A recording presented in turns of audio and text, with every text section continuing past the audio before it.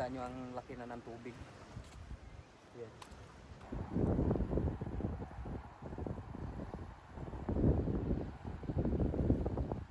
So guys, literal nasa high river tayo nakatira.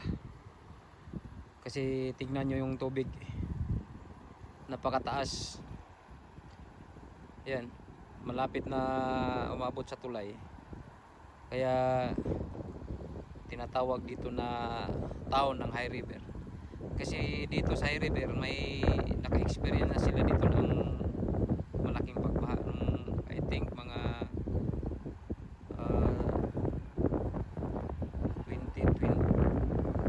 2012 something like that. Basta may nangyari na ganitong kalaking baha sa high river dati. Yan. So isa to sa dahilan na malaking pagtaas ng tubig kasi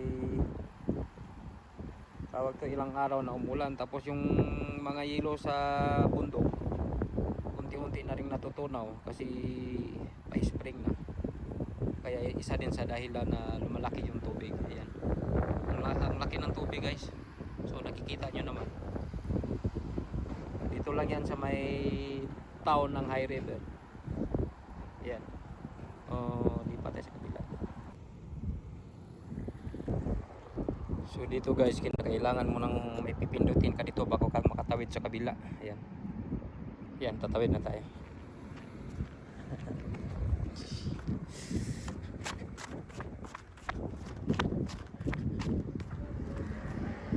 Okay.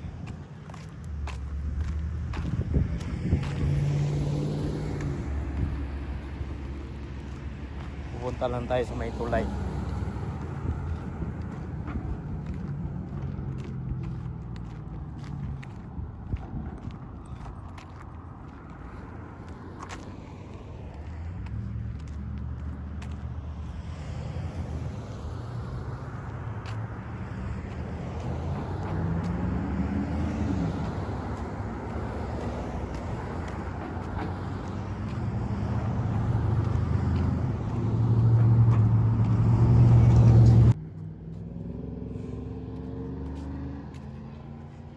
So guys, dito na tayo mismo sa may tulay.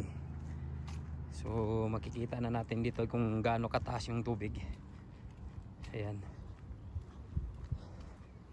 Walang ulan ngayon pero kasi unti-unti natutunaw na yung tubig sa yung mga yelo. Ayan.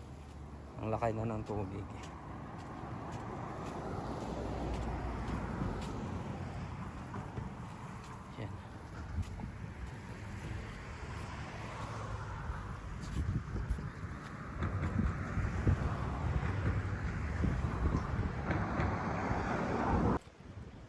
Guys, makikita nyo ang laki na ng tubig.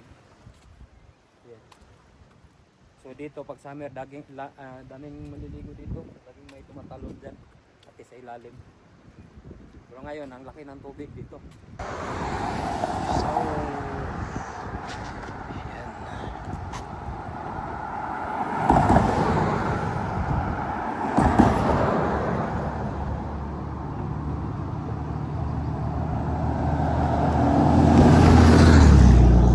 Bababa tayo guys dito sa ilalim ng tulay.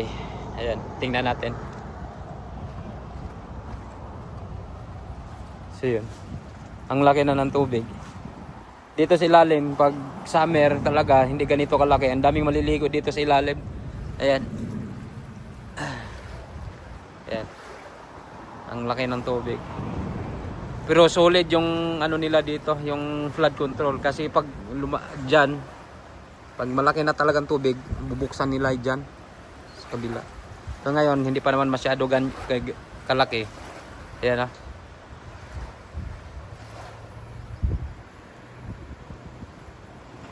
So nakikita nyo guys. So nasa ilalim tayo ng tulay. Sa may town ng high river. Ayan.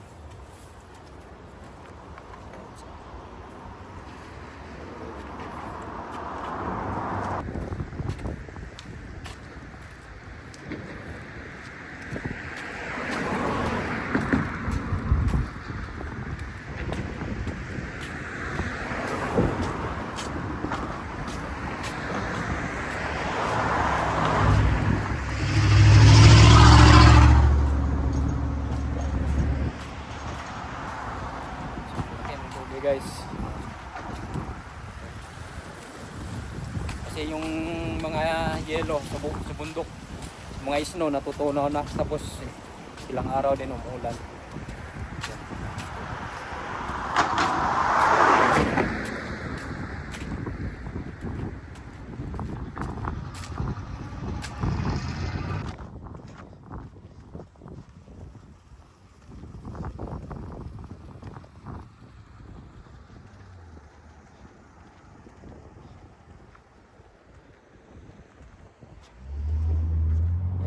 Lakad lang tayo.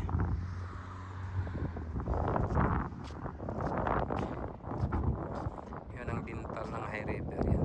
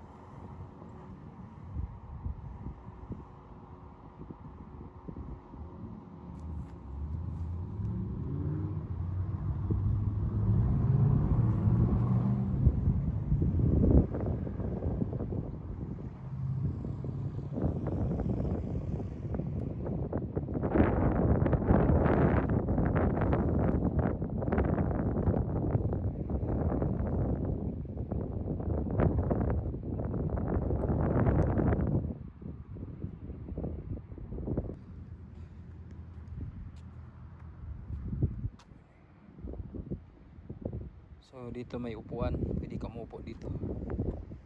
Yan, kasi dyan hiking trail na dyan, paikot yung kotse natin.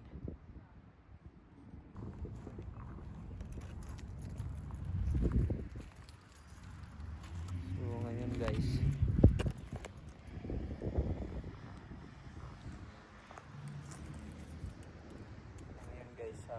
pauwi na tayo sa bahay. Yung kotse natin ginagamit. Yan. So pauwi na tayo. Wow.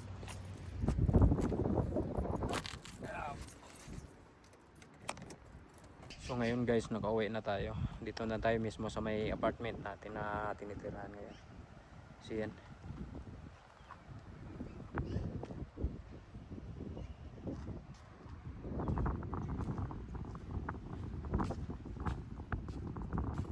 Kasi yung kotse natin yun, doon ako. Yan. Doon nagpa-park yung kotse natin. Si Malibu. Tapos dito naman yun si si Ram sa kabila, kasi hindi na siya kasya dyan, wala nang parking spot. So dito na siya mismo sa may labas. Ito yung ginagamit ko pag may malakas na snow dito sa High River. Ayan, yung truck natin dyan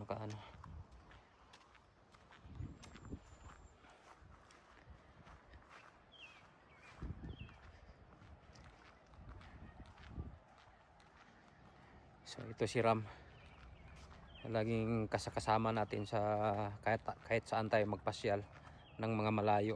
Yan, ito yung si Ram ang ginagamit ko pag malakas ang snow. Yan, pag mag-travel ka ng malayo.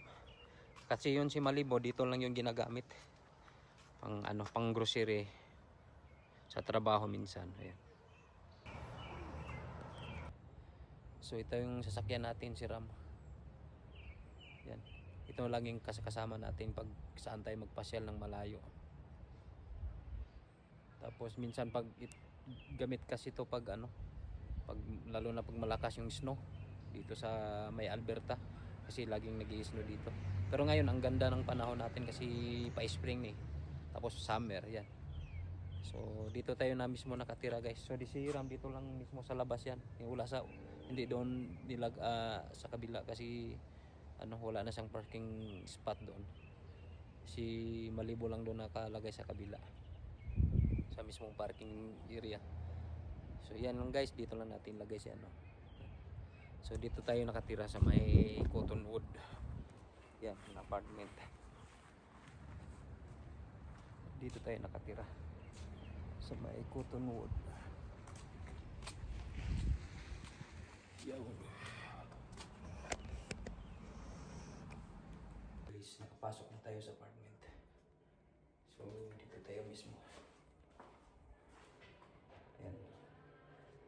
Dito kami mismo nakatira sa may sa baba lang kami, iba din dyan sa taas. Yan. So dito may Pilipino din. So dito tayo sa may ito, Unit 3. Yan, dito kami nakatira sa Cottonwood High River. So yun guys, hindi ko na lang ipakita sa loob. Kasi makalat. So bye bye, ingat po kayong lahat. God bless.